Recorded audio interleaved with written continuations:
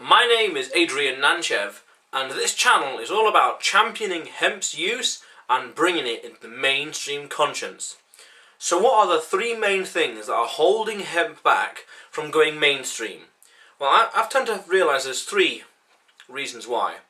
Acceptance, demand, and understanding. Acceptance. Hemp, annoyingly, still has the stigma of being like marijuana, that you get high from it.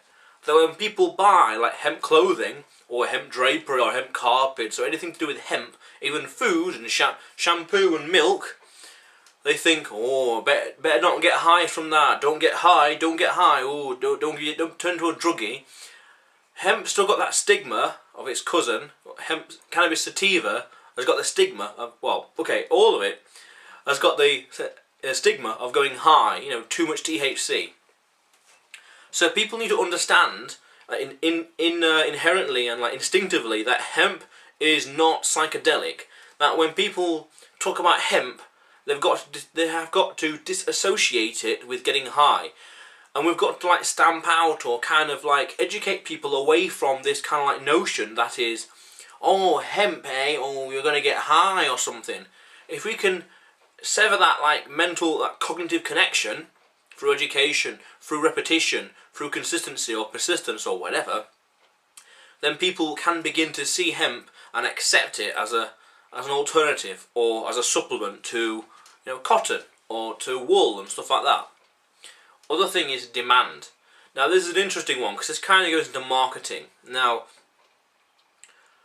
for something to go mainstream, there's three kinds of audiences from day one you need to target. There's the early adopters, the innovators, early adopters, early majority. So the innovators are people that have waited essentially their entire life for this product or service to be released. These are the people that are hobbyists and are enthusiasts for what you've got to sell or what you're promoting. These people that as soon as they hear about it, they will jump on the bandwagon. So hemp and all its businesses in different sectors, we've got to identify these kind of people. Who are they? And market to them perfectly. They're willing to forgive and forego some technicalities or some not mistakes, but some barrier to entry because they love it too much. The next one along is the early adopters. Now these are people that see what we are selling, in this case it's hemp or hempcrete or anything like that, or hemp milk and all the rest. They see it as getting a distinct advantage, or they see it having future potential. They see it as a distinctive advantage in business, for example, or in finance, or an investment. They see that this can last the test of time. They can see that this will still be used 50 years from now, 100 years from now, and beyond. We've got to create products that do just that can last a long time. Hemp clothing is a good example. Everyone knows it wears in. It doesn't wear out, but it wears in. And we've got to promote the content, the product and services to them, so as to present it in its longevity, potentiality, or how long it can last.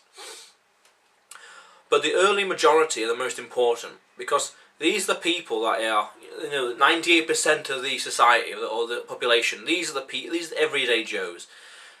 There are only two ways they're going to give a shit about hemp. One is if every 3 out of 4 of their friends are talking about hemp in one way or another. Hemp this, hemp that, hemp this, hemp that. Right now, fidget spinners, do you remember them? Fidget spinners. Fidget spinners are sold almost everywhere now because they know that everyone else, herd mentality, everyone else is talking about it. So if we can inspire that somehow through content marketing, viral marketing, education, conferences and beyond, making it appeal to them from a so what kind of test, hemp to these people, how can you get their mates talking about it? Well, figure out why they should give a shit about it. Hemp is cool. You should use hemp. Why shouldn't I? That's their response.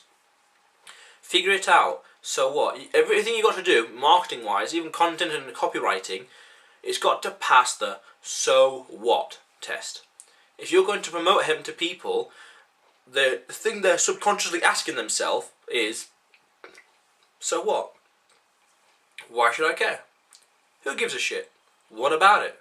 So what? And what about it? You've got to break it down to them. So hemp, why is it important? It's important because it's underutilized. Why is that important? Because mankind is, Earth is only a finite resources. We have to use the best. We have to use the resources to the best of our ability and most efficient use of them. That's what economics is, the science of managing scarce resources. So that angle is important because of this, important because of that. Oh, this link of like importance leads to hemp, and that's how they can hook onto it down here. Another way that the mainstream can start to adapt hemp and increase demand is if there are people in society that have got a pressing problem and they have exhausted every other means of solving that problem, and they are willing to, they're so desperate they're willing to try anything. They are willing to try anything. For example, you could argue that Microsoft could have targeted the Windows computer in the early 90s and more specifically Excel to accountants, because they could have said, rather than doing pieces of paper, doing on your head and calculators, if you use Excel, it's so much faster, so much easier, so much quicker. It's all a built-in calculator. They could have got Word document and targeted that towards authors and screenwriters and playwrights, rather than writing it on paper, doing a computer, or forget typewriters. You can use a backspace here. No need to use Tipex. When we find or identify a segment in the mainstream that have got a pressing problem, the kind of people that need a type of material, but everything else doesn't stand up to the test, everything else wears out or is torn, those kind of people, you can start targeting them perfectly, start aiming and marketing to them perfectly, because these people are so desperate, they have no alternative. They have nothing else. They have nowhere else to go. So they're desperate and they're willing to try. They're willing to try anything, and you've got to market hemp to them. They're willing to try anything, so market hemp to them. So those are the three, how to increase demand. Those are the four people you need to target to increase demand. The last thing is understanding. Now, understanding insofar as they know what hemp can do. They know that hemp can be turned into shampoo. Hemp shampoo. They know that hemp can be turned into hemp milk. They know what hemp can and cannot do. And when they know what it can and cannot do, and they give a shit about the product, they realise that that looks like a good alternative. Or hemp soap. They think that's a good product. They see it marketed to them, advertised online, etc. People talk about it. Sounds good, good reviews. I might try it then. I might check that out. When they have an understanding of what hemp can do for them, with regards to health and protein and omega-3 and 6 ratios, then they're more willing to try it. They're more willing to try it once. If they like it or don't like it, then that's going to determine whether or not they're going to talk about it in a good way or a positive way, and or if they'll buy it again. But we've got to increase the understanding about what hemp is, because hemp is so much more than just a cannabis drug that people can smoke. And that's a whole different topic, but the point is, hemp is so much underutilized that people really could use it, but they don't. So I'm just curious then, question of the day, what are you doing now to spur on hemp? And what difference are you making? What I'm doing to spur on hemp is I'm creating this channel. This is one of the first videos done for this channel. This is very, very beginning stages. A few days ago I more or less launched We Want Hemp, with the vision to champion hemp's use and bring it into the mainstream conscience. And that to me can be interpreted in so many ways. Not just videos, not just clothing, but procurement, construction, conferences, podcasts, everything. It's the beginning of a movement. The way I see it is the beginning of a movement. The way I also see it is that we're at the beginning. This is like computers in the 1970s, where the hobbyists and enthusiasts love it, but not everyone knows about it. There's got a bit of a stigma. It's like, oh, nerds, whatever, meh. So we need to change that. And that's why I started We Want Hemp. We Want Hemp spurs it on. But what about you? What are you doing? That's the question of the day. What are you doing to spur on hemp? And what difference are you making? The difference I'm making is raising awareness. I'm championing its use, and I'm bringing it into the mainstream conscience.